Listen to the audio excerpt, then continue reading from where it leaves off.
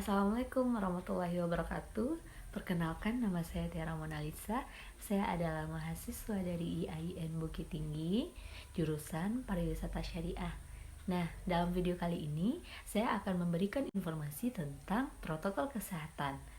Nah, sahabat media, seperti yang kita ketahui, informasi tentang virus corona yang begitu melimpah bisa jadi malah membingungkan kita. Maka dari itu, kita memerlukan protokol kesehatan yang alurnya itu jelas, teman-teman, sederhana dan mudah kita pahami. Nah, berikut akan saya paparkan tentang protokol kesehatan.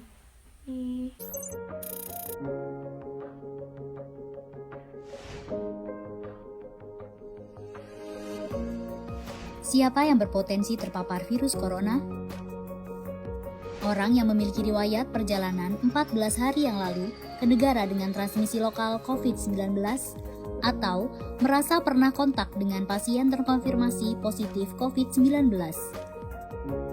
Apa yang perlu dilakukan jika memenuhi dua kondisi tersebut? Bila Anda merasa sehat, maka dianjurkan untuk melakukan karantina diri di rumah selama 14 hari sambil memonitor kondisi tubuh. Bila Anda merasa tidak sehat atau timbul gejala, segera lapor ke petugas kesehatan atau hubungi hotline center Corona untuk mendapatkan rujukan pemeriksaan ke fasilitas layanan kesehatan. Gejala apa yang perlu diperhatikan?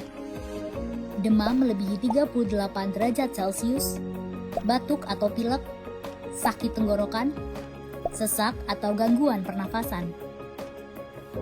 Apakah perlu langsung datang ke layanan kesehatan? Apabila gejalanya ringan, utamakan menghubungi hotline center Corona atau rumah sakit rujukan terdekat untuk mendapatkan informasi mengenai langkah selanjutnya. Sambil mencari informasi, ini yang perlu dilakukan. Tetap hindari keluar dari rumah, istirahat yang cukup, banyak minum air putih dan makan makanan bergizi, mempraktekkan kebiasaan bersih seperti cuci tangan, dan membersihkan area-area yang tersentuh permukaan tangan. Gunakan masker agar percikan dari batuk atau bersin tidak mengenai orang lain, bahkan di dalam rumah sekalipun. Kapan harus mencari bantuan medis tambahan? Bila gejala yang dirasakan cukup parah, misalnya sesak nafas berat, atau apabila Anda dalam klasifikasi kelompok rentan karena berusia lebih dari 60 tahun, memiliki penyakit kronis seperti diabetes, hipertensi, gangguan imun, ada riwayat sakit pernafasan, dan lainnya. Apa yang perlu dilakukan bila gejala berlanjut dan harus ke fasilitas kesehatan? Gunakan masker saat keluar rumah. Praktekkan etika batuk dan bersin yang benar dengan menutup dengan siku atau tisu. Hindari menggunakan transportasi publik. Bagaimana tahapan screening pasien di fasilitas pelayanan kesehatan? Sebelum memberikan perawatan, tenaga kesehatan di fasilitas layanan kesehatan akan melakukan screening. Jika tidak memenuhi kriteria pasien dalam pengawasan atau PDP COVID-19, maka akan dirawat inap atau rawat jalan, tergantung diagnosa dan keputusan dokter.